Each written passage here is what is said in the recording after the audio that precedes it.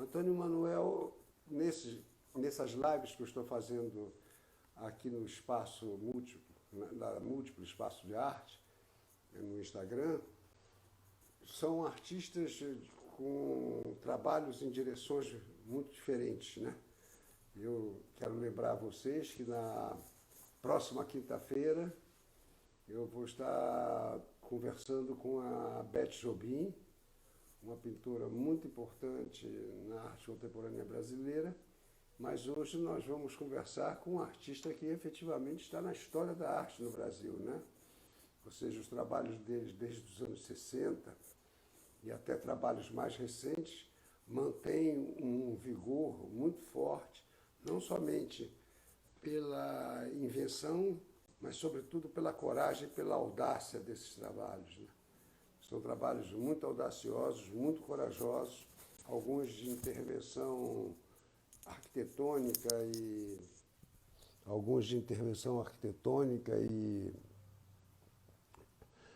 e, e mesmo institucional, né, que intervém na instituição de forma muito forte. Nós vamos começar vendo o trabalho dos anos 60, de uma época em que os jornais não eram feitos como hoje. Ele usava uma das matérias-primas para se imprimir o jornal, que era o flan, e os jornais não tinham a facilidade e as riquezas gráficas que existem nas suas imensas indústrias gráficas de hoje. Os jornais eram impressos primeiro numa página plana, pelo linotipo. O linotipo compunha aquela página plana, bem como as chapas de chumbo das fotos. Aquilo era plano, vinha essa peça chamada flan, que era uma peça de um tecido plástico flexível, muito espesso, e que gravava nele essa página que estava plana. Como ele era flexível, ele permitia, então, fazer a página redonda que ia para a rotativa. Então, as diversas páginas dos jornais estavam na rotativa, que era um imenso cilindro, né? E esse imenso cilindro tinha as páginas, de novo, em chumbo, mas circulares para preencher todo o cilindro da rotativa. E aí que, girando o cilindro, iria ser impresso o jornal. E o flan foi usado nos anos 60 para obras de arte muito interessantes, muito instigantes do Antônio Manuel, e nós vamos começar conversando sobre elas. Você está me vendo, Paulo? Estou te vendo perfeitamente. Você está me vendo? Não. Vamos fazer assim, porque eu não me vejo, na verdade, tudo bem, mas eu vejo você e vejo uma linda tela por trás da Beth Jobim. Mas só que eu não estou me vendo, enfim, não sei se eu estou de um lado ou de outro, mas... Você está bem aqui. Então, ótimo. Então, vamos fazer assim. Eu peço desculpas, mas, enfim, tem um problema técnico aqui. E, Paulinho, queria agradecer a Múltiplo Espaço de Arte pela oportunidade dessa conversa. E com você, crítico, curador, Paulo Sérgio Duarte. Então, enfim, vamos fazer essa nossa conversa com o maior prazer. Eu estou muito feliz de estar aqui. Eu também. É muito bom estar com você, uma pessoa a quem o pessoal tem um imenso respeito pela obra, pelo trabalho, como tenho muito carinho pela pessoa, pelo casal, o Antônio Manuel e Marisa, que são formidáveis. E eu queria aqui falar de uma coisa que me coloca numa situação obrigatória, né, de abrir dessa maneira a nossa fala, que nós vamos falar hoje sobre uma obra que se encontra efetivamente na história da arte, né? Ou seja, pertence à história da arte contemporânea. E é incontornável conhecê-la para qualquer pessoa que se interesse por arte, por história da arte. E vou recuar aos trabalhos dos anos 60 e vou mostrar alguns aqui na tela a partir das reproduções que eu tenho, mas quero relembrar a todos que estão nos assistindo que a Múltiplo Espaço de Arte, no seu site no Instagram, colocou um vídeo muito bom que reproduz esses trabalhos sobre os quais nós vamos conversar. E para assistir esse vídeo, você tem que entrar no Espaço da Múltiplo no Instagram, vai aparecer um vídeo lá com o Maneco Miller, que junto com sua esposa Estela Ramos dirigem a Múltiplo Espaço de Arte, né? Que conceberam todo esse projeto de live, está aqui. Eles colocaram um vídeo que você, tocando um dedo no vídeo, você dispara o vídeo. É muito importante não assistir só a chamada do vídeo, porque senão ele é logo cortado. Mas disparar o vídeo tocando e vão surgir uma série de trabalhos do Antônio Manuel, muito bem reproduzidos, aos quais nós vamos fazer referência aqui. Eu vou recuar para os anos 60, para os flãs. Eu aqui, na introdução do programa, eu já falei sobre o que era um flan. Um flan, para os jovens, é um mistério.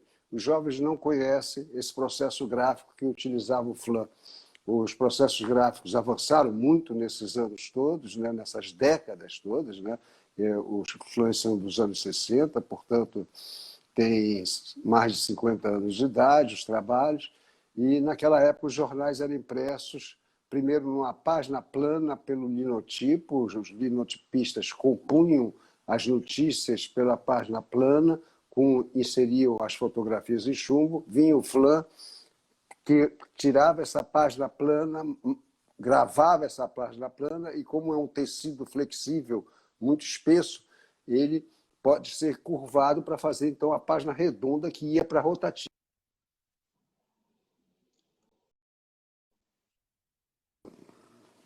Essa chamada para ir para a rotativa, então, o jornal inteiro ficava na rotativa, com todas as suas páginas, né? Um grande cilindro, que era a rotativa, que girava e o papel passava por baixo e imprimia o jornal. É uma técnica que eu visitei pela primeira vez, eu tinha 8 anos de idade, em 1954, numa visita que meu colégio fez ao jornal Globo. Então, eu vi pela primeira vez um jornal sendo impresso em 1954. Agora, depois disso, você fez esses trabalhos dos flãs. Esses trabalhos são muito instigantes, que adquirem uma conotação política muito forte, e é preciso lembrar que já nessa época as pessoas contemplavam um pouco a paisagem. Talvez nos fins de semana, indo para a serra, ou indo para o mar, indo para a praia, contemplava a paisagem. A paisagem efetivamente contemplada,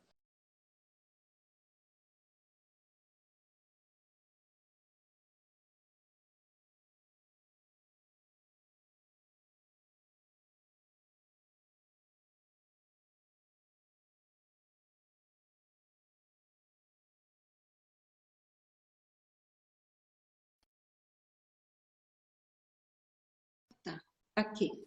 Certo que...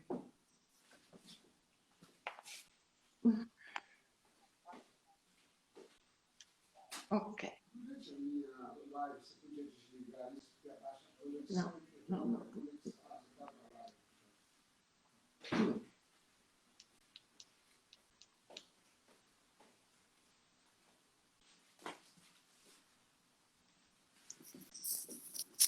Bom, reconstituiu aqui.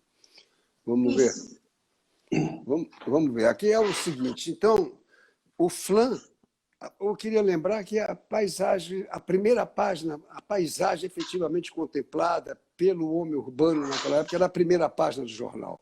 Ou seja, a primeira página do jornal, seja pendurado na banca de revistas, seja na sua casa, era a paisagem efetivamente contemplada. Então, essa... Não. Eu queria interromper a conexão aqui, a concorrência da conexão.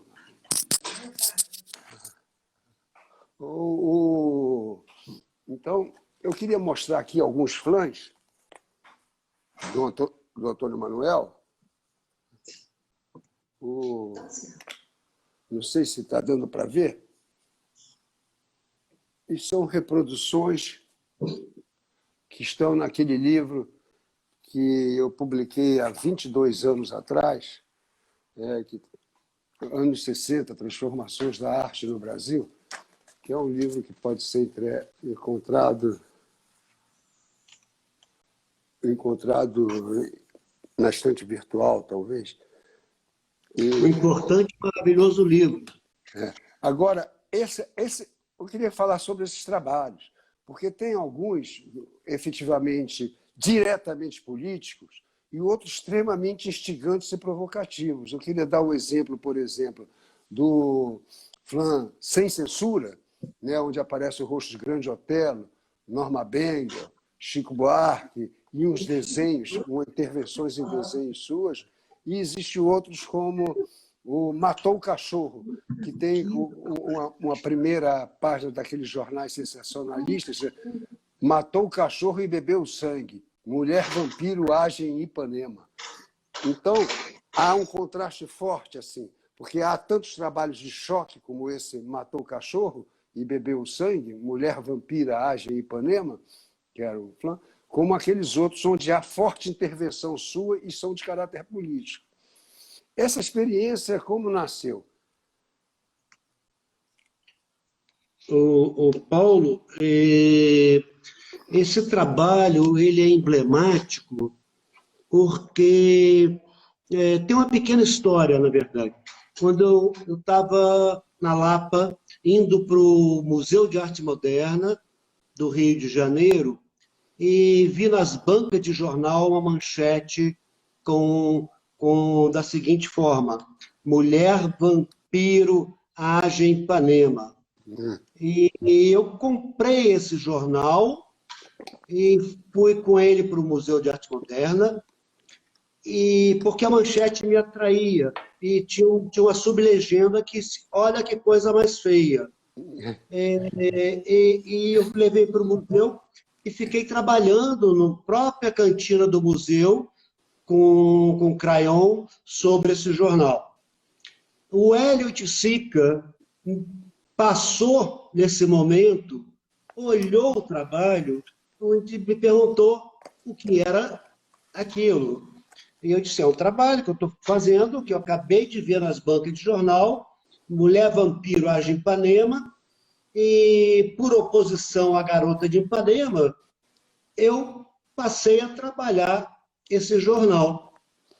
E então terminei o trabalho e depois, a partir daí, o Hélio convidou para que eu participasse da Tropicália com ele, numa espécie de um standard de jornais. E esse foi o meu primeiro contato com Hélio Sica, isso dá em 67, e depois ficamos amigos pro resto da vida, enfim. Mas essa história, Mulher Vampiro age em Ipanema, é um jornal papel. Sim. E agora tem as outras todos que você fez intervenções muito fortes de desenhos, né? Aquele que eu citei em primeiro lugar, o Sem Censura, né? Que era de caráter político imediato, né? Que diz respeito. E tem um trabalho muito importante, que é por ocasião do assassinato do estudante Edson Luiz, um estudante secundarista que foi assassinado pela polícia em 1968 e que deflagrou todo um processo de manifestações pelo Brasil afora, que culminou no Rio de Janeiro na passeata dos 100 mil. Mas você fez um trabalho ainda em 68, em cima do lance, que é Eis o Saldo. São trabalhos de uma escala muito generosa, muito grande, estão cobertos de preto, o espectador precisa puxar esse pano preto para ver o que está estampado atrás. O que está estampado atrás é uma imensa página de jornal, onde está noticiado, nesse caso do que eu mostrei aqui, a morte do estudante Edson Luiz. Há também, nessa mesma sequência de trabalhos dessa mesma linguagem, o trabalho O Sou Louco por Ti, O Sou Louco por Ti, que também está reproduzido aí no vídeo da Múltiplo, muito bem reproduzido, quando as pessoas, depois da live, entrarem, vão poder ver esses trabalhos muito bem reproduzidos. Essa série de trabalho aí já ultrapassa o Flam, mantém o jornal, né? o ex-saldo, mantém o jornal, mas numa escala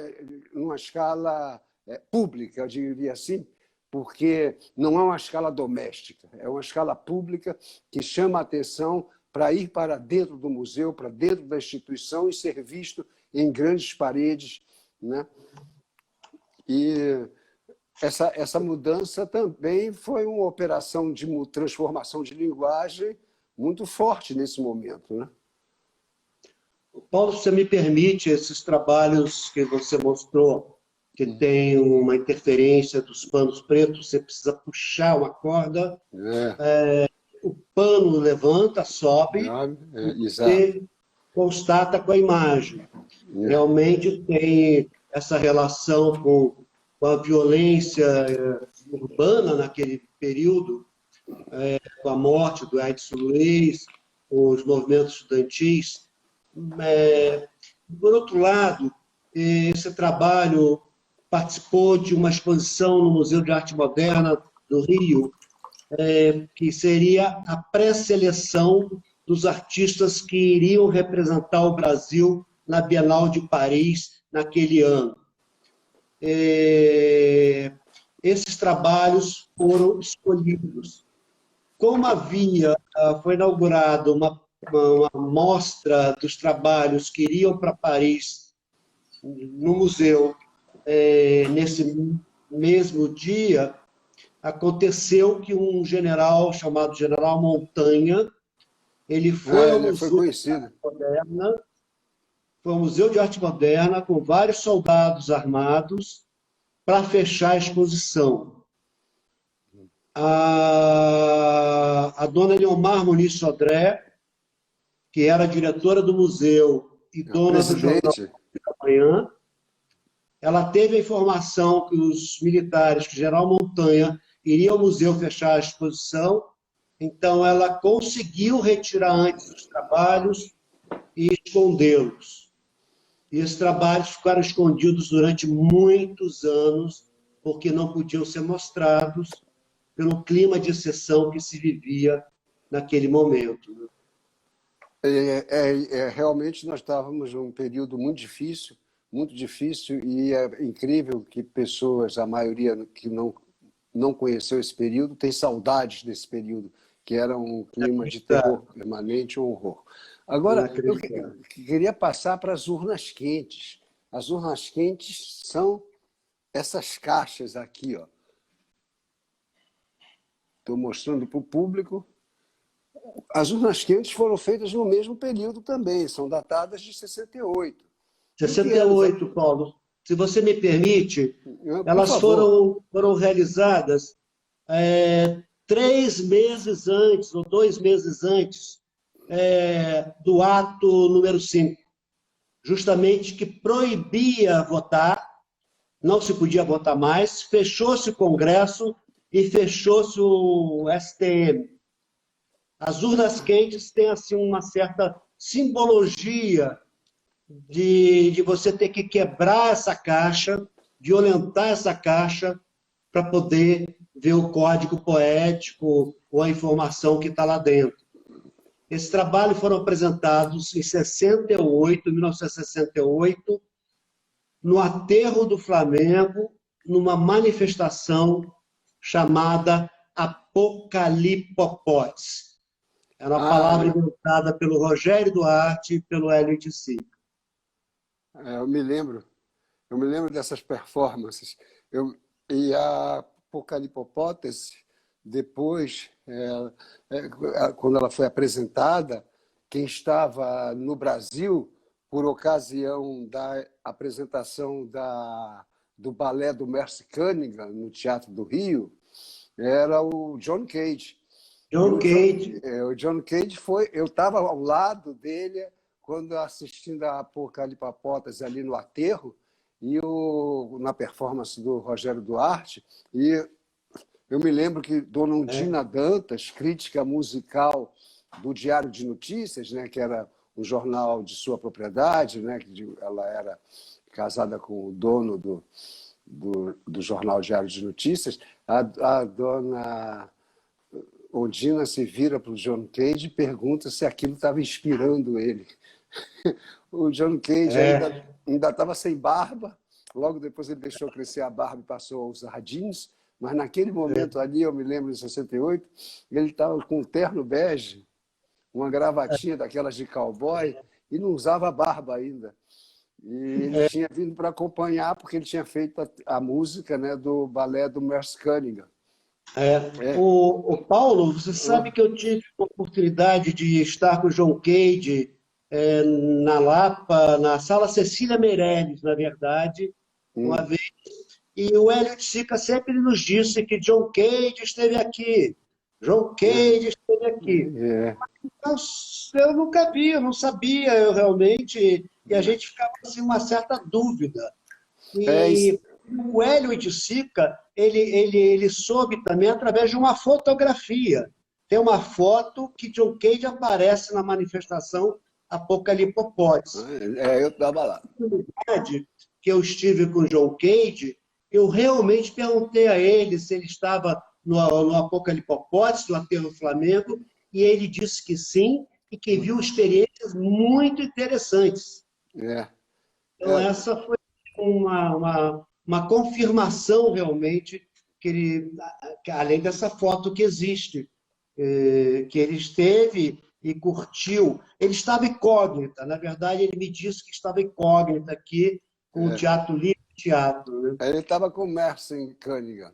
Ele estava no com o balé do Merce Cunningham, que tinha um cenário belíssimo do Andy Warhol. O cenário era do Andy Warhol, que eram imensos, gigantescos travesseiros flutuantes, cheios de gás, que flutuavam, e os bailarinos trabalhavam em torno desses imensos travesseiros flutuantes. O balé do Merce Cunningham com música de John Cage. Não era o Living Theatre ainda, não. Ainda era o Merce Cunningham. Bom, vamos voltar ao Antônio Manuel. Então, as urnas quentes eram para ser arrebentadas e se descobriu o que tinha dentro, né? Exatamente.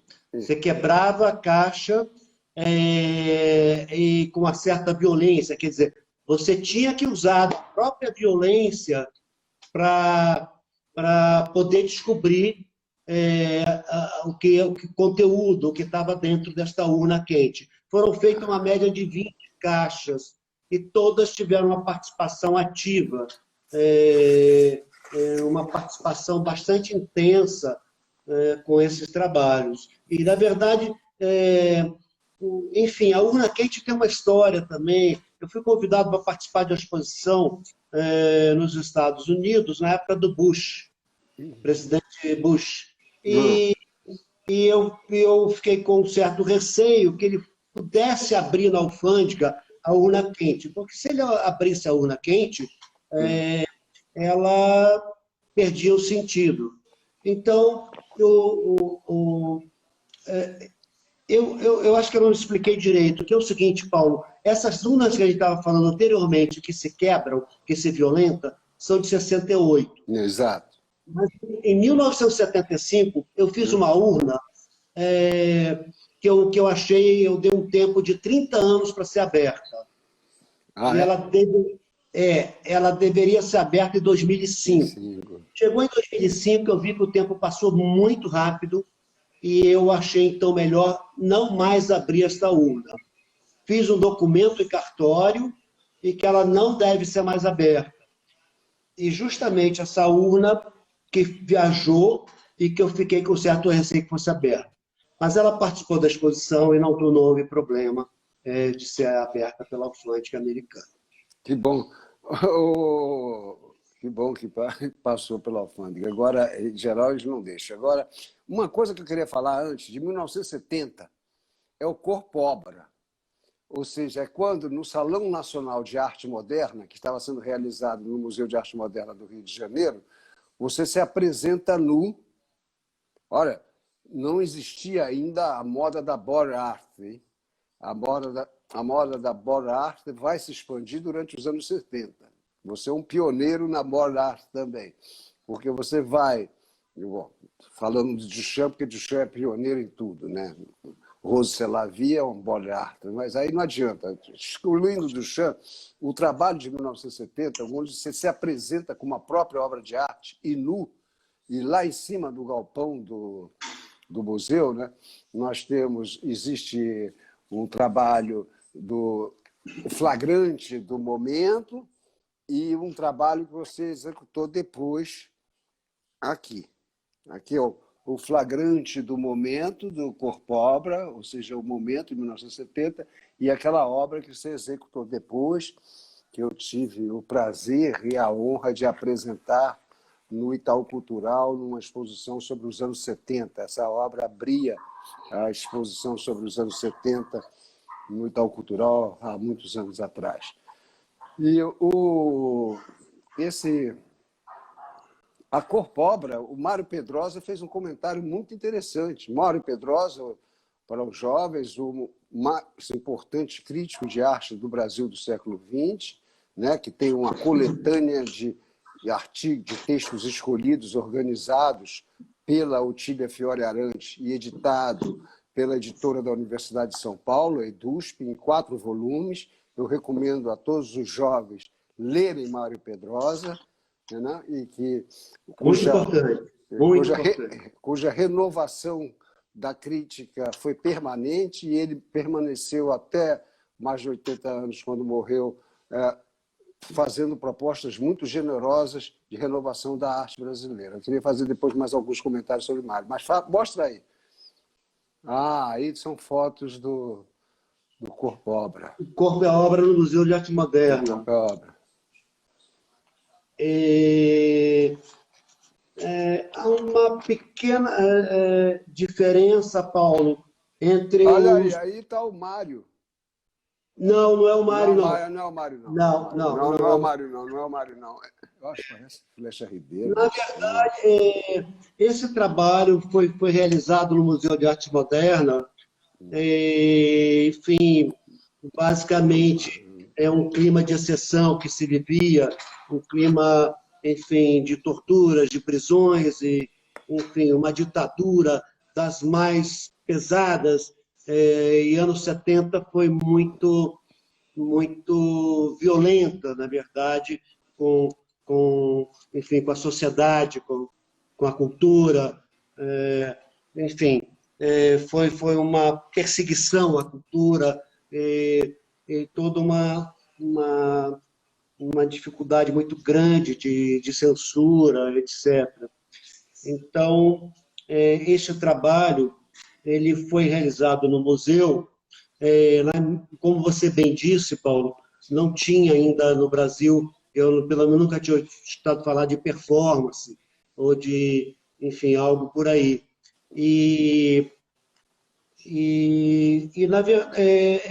Esse trabalho, quando foi realizado, ele é uma contestação, na verdade, ele é uma contestação grande ao status quo que se vivia na época. É uma contestação a um regime ditatorial.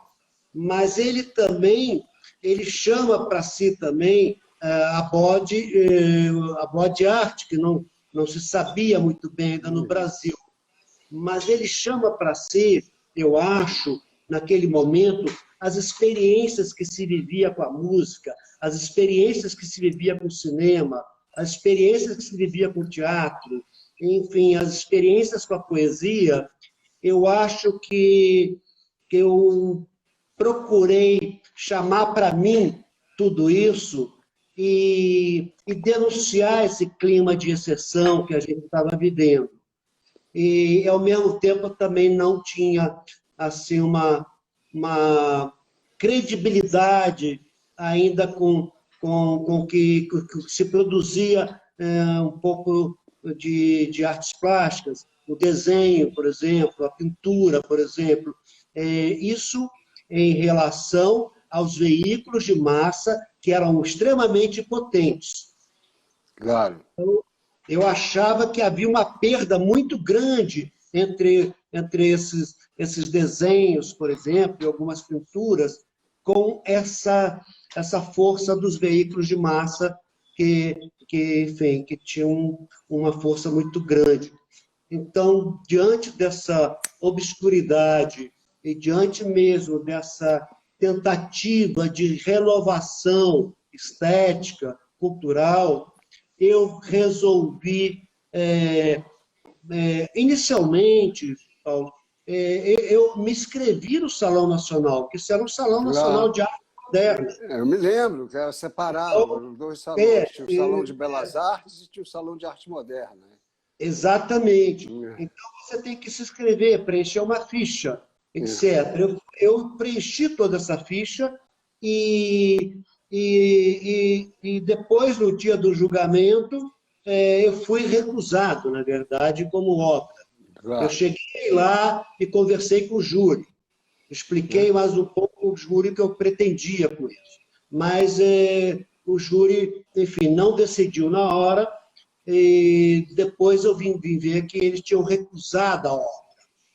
Então, ao mesmo tempo, esse trabalho, O Corpo é a Obra, ele também queria questionar um julgamento de obra de arte, o que era uma obra de arte e como se julgava uma obra de arte.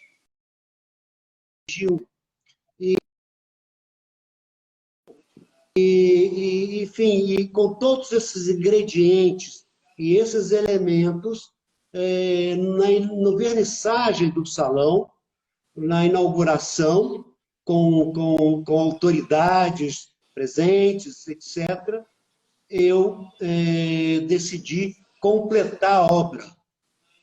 E completar a obra significava tirar a roupa no vernissage. Então, de uma certa maneira, discretamente, fui tirando a camisa, tirando o sapato, enfim, e as pessoas foram reparando que algo acontecia ali de uma forma diferente de um vernissage.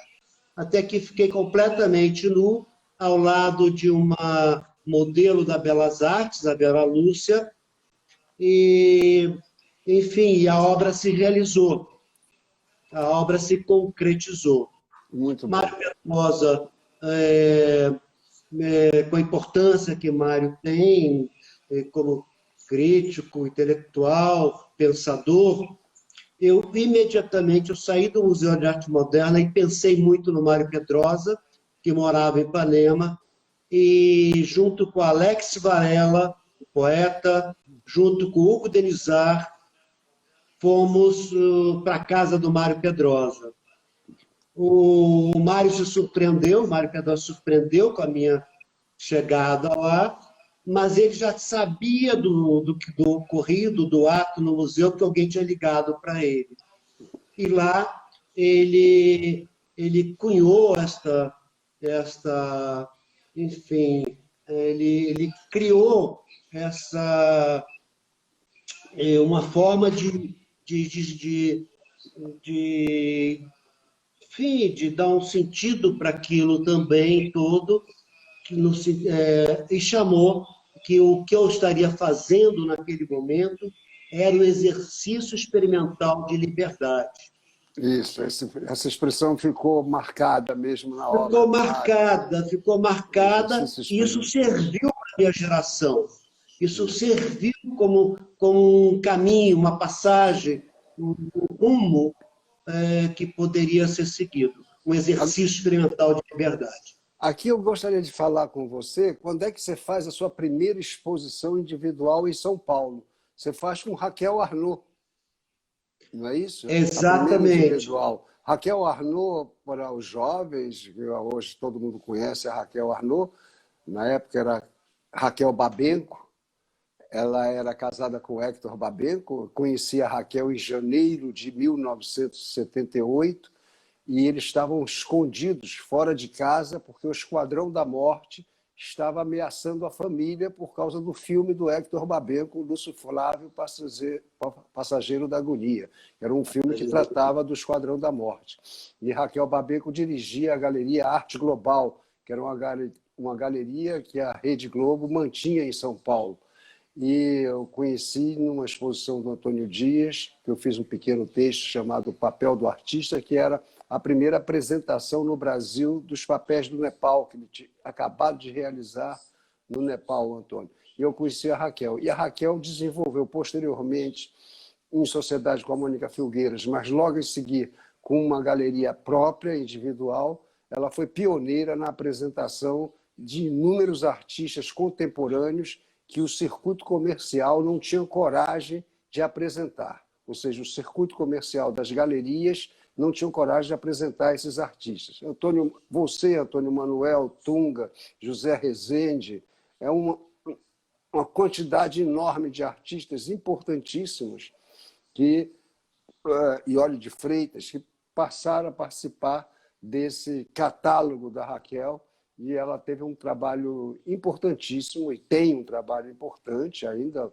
E hoje, ela, além da Galeria de Arte Raquel Arnaud, ela mantém o Instituto de Arte Contemporâneo, o IAC, né, que é um trabalho de catalogação de artistas históricos da arte moderna e contemporânea. E você fez essa primeira exposição. Você se lembra dessa primeira exposição em São Paulo? Eu me lembro, sim. Bom, eu sou muito agradecido à Raquel, porque ela tem um olhar realmente especial, né? É uma das pioneiras de galeria em São Paulo. É uma das mais fortes com linguagens, né? Com artistas contemporâneos, Camargo, enfim, vários artistas que ela trabalha e ajudou a impulsionar, né? E, enfim, eu estou dentro desse espaço e desse carinho da Raquel pelas artes plásticas, porque realmente é um carinho assim sedutor, envolvente, com paixão. Raquel é uma pessoa muito especial, realmente, e a galeria dela tem uma importância enorme. Se não me engano, foi em 1976 que eu fiz uma exposição na Global. Ela me convidou para participar da Global Arte, em 1976. O catálogo foi feito pelo Lemos, que é um artista também extraordinário. Fernando Lemos. Fernando Lemos. Fernando Lemos, seu conterrâneo português. Você veio com 5 anos. Ele veio já com 18. Sei. Você veio com 5 anos para o Brasil, né? Vim com 5 anos. Para o Brasil, com o Rio de Janeiro. Apenas nasceu em Avelange de Caminha. Exato. Apenas nasceu, porque com 5 anos já virou carioca. Exatamente. E, enfim, então, na Global, tive uma experiência com a Raquel, que foi boa, muito importante para mim. E pelo que você citou o Babenco também, né? No Passageiro da Agonia, né? Que é um filme sobre o bandido, o bandido enfim, do subúrbio do Rio de Janeiro, né? Que tem que compactuar com a polícia, mas ele quebra essa relação.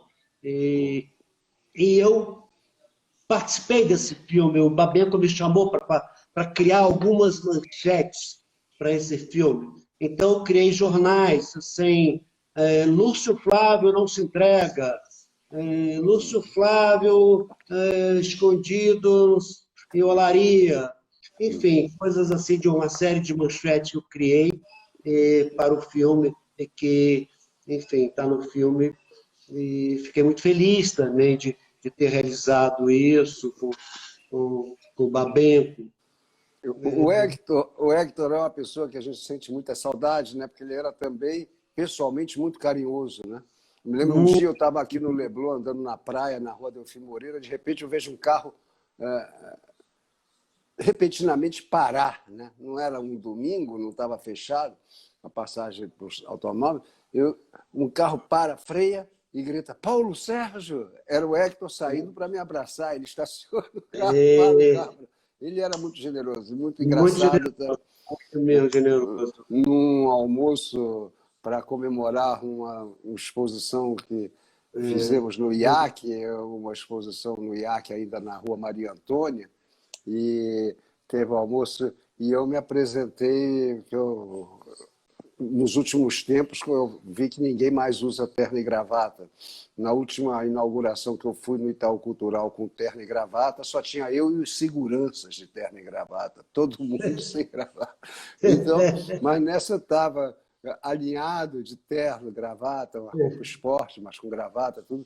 E ele disse assim: Paulo Sérgio, você está parecendo um porteiro. Era um elogio para ele. Mas era uma pessoa... Mas você sabe, o Paulo, Agora, ele tinha muito humor, né? É uma tinha, pessoa muito humorada, né, o Hector, né? muito bem-humorada, maravilhosa. Mas eu estou lembrando também da Raquel. Eu trabalho com a Raquel há muitos anos. Tivemos um intervalo, mas agora retornamos o trabalho e, enfim, isso me deixa muito feliz de voltar a trabalhar com a Raquel. Já podemos começar a preparar o IAC para receber o seu catálogo. Exatamente. O trabalho que ela desenvolve com o IAC é um trabalho pioneiro, é um trabalho maravilhoso, enfim, de muita importância para o Brasil. Realmente é extraordinário o IAC, o trabalho que ela tem há anos que ela vem trabalhando, criando, fazendo mostras, enfim. E o IAC, Instituto de Arte Contemporânea, com sede em São Paulo, é de uma importância muito grande. E, com certeza, vai ser muito útil para a cultura brasileira. Agora, voltando a seu trabalho, e sempre os trabalhos mais desafiadores, sempre corajosos, contundentes, nada simples para se tornar apenas agradável. Eu me lembro do Ocupação Descobrimentos, que foi realizado pela primeira vez no Museu de Arte Contemporânea de Niterói, em 1998. É um museu concebido pelo Oscar Niemeyer, que fica em cima de um promontório e que é redondo, e que você interrompeu aquela circularidade com paredes e que você ia, na inauguração, ia demolindo passagens nessa parede por onde o público era obrigado a atravessar para percorrer a exposição inteira. Ela ocupava todo o diâmetro do museu, diâmetro porque o museu é redondo, né? Daquela sala circular que o museu tem e que dá a vista para a Baía de Guanabara. É exatamente esses trabalhos aí que eu estou falando, que foi apresentado pela primeira vez em 1998, no MAC de Niterói, e depois em 2014 no MAN do Rio de Janeiro. Mas no MAC de Niterói, sem dúvida, adquire uma força simbólica muito intensa por causa da conversa com a arquitetura do Oscar Niemeyer, sobretudo com a circularidade do espaço. É verdade, Paulo. Esse trabalho, enfim, foi um desafio para mim muito grande, porque era uma exposição curada pelo Luiz Camilo Osório e o espaço que me cederam no museu é o espaço terceiro andar, onde tem todo aquele circular de vidros, né? É um pouco aqui a gente vê essa coisa meio circular. E o que acontece ali é que o espaço, de uma certa maneira, ele é para fora. Você tem o Oceano Atlântico, você tem o Pão de Açúcar e você tem o Corcovado. E isso ficou um desafio extremamente grande para mim, porque o olho ia todo para a parte externa. Ele ia para o Corcovado, para o Atlântico e para o Pão de Açúcar. Eu brinco que com esses museus envidraçados no Rio de Janeiro, o artista tem que concorrer com Deus, né? Porque a entrada da Baía de Guanabara, com Pão de Açúcar, o Corcovado, aquilo tudo... Exatamente. Não é qualquer natureza, né? O artista tem que concorrer com Deus, é difícil, né? Fica meio covarde. Mas você resolveu muito bem esse trabalho aí. Pode ser, eu fui inúmeras vezes ao museu, estudei bastante o espaço, vi as formas do Oscar, redondas, as curvas, e a partir daí me deu a ideia de construir 7 muros em torno do museu. São 7 muros em torno do círculo do museu, e com tijolo, cimento e por um lado eles eram de tijolo aparente e, pelo outro, o bem acabado. Né? Exato. E cada um foi rompido um buraco, um círculo, por Você onde as mesmo. pessoas passavam. Eu mesmo fui Você abrindo com a marreta. com a marreta, exatamente. Exatamente. A marreta, Paulo, a marreta das urnas quentes. A Das marreta de urnas. 68 que eu quebrei as urnas quentes. Elas Né? foram usadas para romper os muros. Na ocupação de descobrimentos. Tem uma Uma questão histórica aí. ligação nessas duas obras, que seriam de romper limites. Né? Você ter que atravessar o limite de um muro, ou então quebrar uma caixa para poder, enfim, passar para o outro lado, ou vencer uma etapa, enfim. Eu acho. Então, São esses trabalhos que eu estou dizendo que vão um pouco além na arte contemporânea, vão um pouco além daquilo de querer agradar, mas forçam a pensar. E no diálogo intenso poético com a arquitetura do grande Oscar Niemeyer, força o espectador a pensar sobre o que está experimentando. E é outro exercício radical da liberdade que você estava fazendo aí, não apenas se apresentando nu no museu em 1970, mas aí de novo, já em 1998, fazendo outro exercício experimental de liberdade. Ô, Antônio, eu tenho que passar, porque tem um tempo, o Instagram nos dá um tempo definido, depois ele corta, mas a gente começou um pouco mais tarde, eu acho que a gente tem um pouco mais de tempo, mas eu não posso deixar de falar do Fantasma.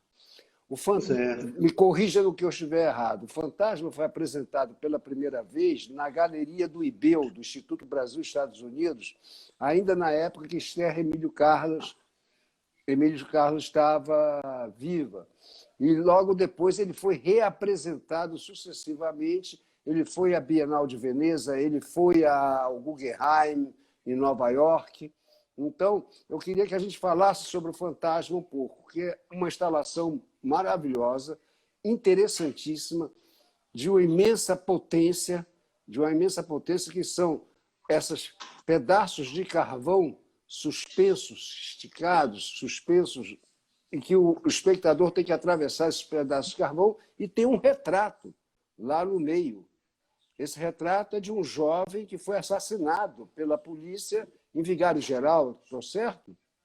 Exatamente. Exatamente. Então, lá no centro. Chacina de Vigário Geral. Sei. A chacina de Vigário Geral tem um retrato de a vítima da chacina de Vigário Geral, que marcou época aqui no Rio de Janeiro. Vigário Geral, para os jovens, sobretudo que não são do Rio de Janeiro, é um subúrbio do Rio de Janeiro, na fronteira com o Duque de Caxias, com o município de Duque de Caxias, na zona oeste do Rio, né? Já bem além da zona norte.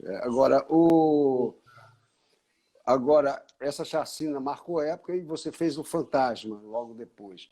O Fantasma. Agora, o Fantasma foi apresentado também depois. Não? Quando a Esther Emílio Carlos me convidou para o IBEU, eu confesso a você que eu não tinha ideia nenhuma. Eu gosto muito de trabalhar com espaço ainda virgem. Eu fui diversas vezes lá no IBEU, olhar aquele espaço, pensar aquele espaço, e de primeira possibilidade, eu pensei em usar metade do espaço com os carvões pendurados, como uma espécie de labirinto. Já no dia seguinte, numa nova ida ao IBEU, para estudar o espaço, eu resolvi ocupar todo o espaço, que era um retângulo grande, com os carvões pendurados em diversas alturas. Eu percebi que ali eu criava uma cosmogonia e criava também um labirinto. Enquanto eu estava criando tudo isso, eu vejo no Jornal do Brasil, uma foto do Michel Filho, que trabalhava no jornal, de uma pessoa de capuz, um capuz branco, que tinha sido testemunha de um crime em Vigário Geral, de uma chacina em Vigário Geral. E eu, imediatamente, quando eu vi aquela foto, eu lembrei da perda da identidade, porque ali essa figura ela está cheia de microfones em torno. Essa figura está dando uma entrevista para a imprensa. Então, são vários repórteres com microfones, gravadores, em torno dessa figura.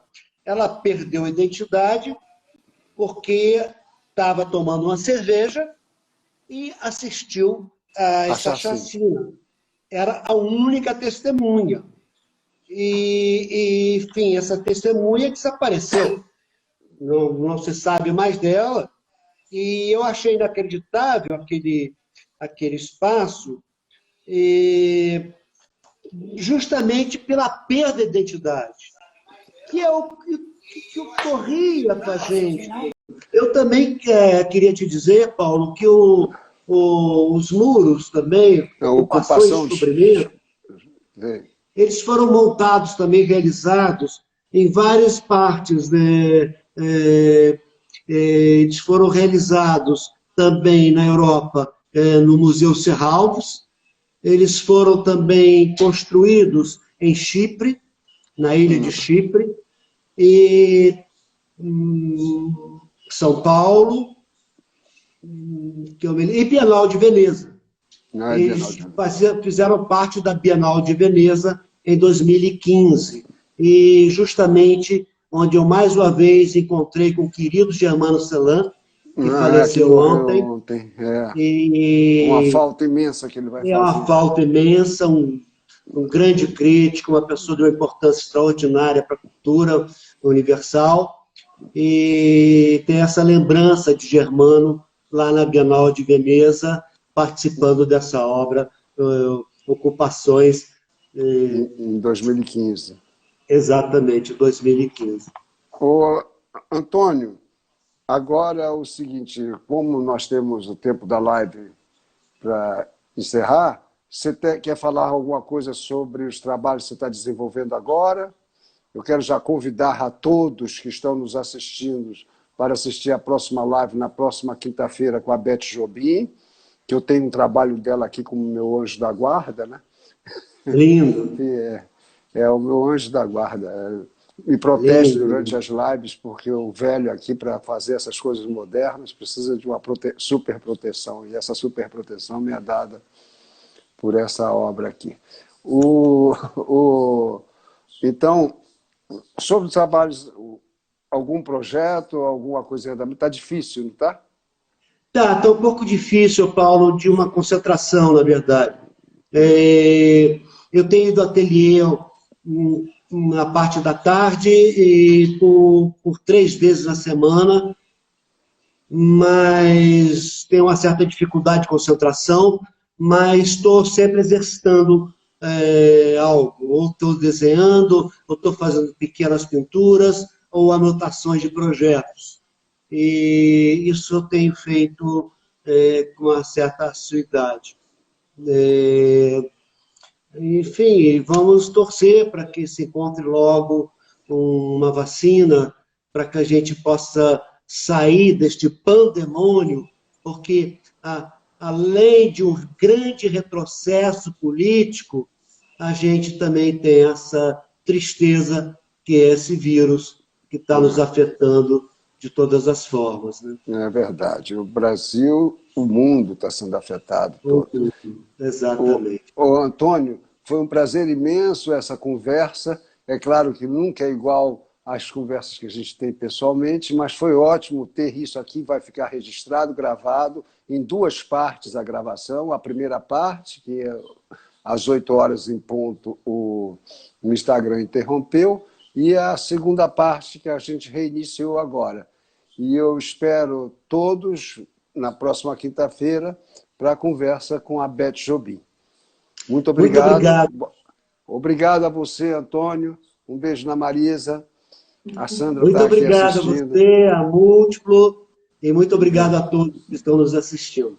Agora, aqui no Múltiplo Espaço de Arte, na próxima quinta-feira, a live com a Beth Jobim. E não esqueçam de ver o vídeo das obras do Antônio Manuel nesse mesmo site do Instagram, da Múltiplo Espaço de Arte, uma gravação muito boa de obras do Antônio Manuel, às quais eu me referi e ele se referiu na nossa conversa. E se encontra lá, tem que clicar em cima do vídeo, senão o vídeo interrompe. Clica que ele entra e tem uma bela reprodução de obras. Muito obrigado, boa noite e até a próxima quinta. Boa noite a todos. Boa noite.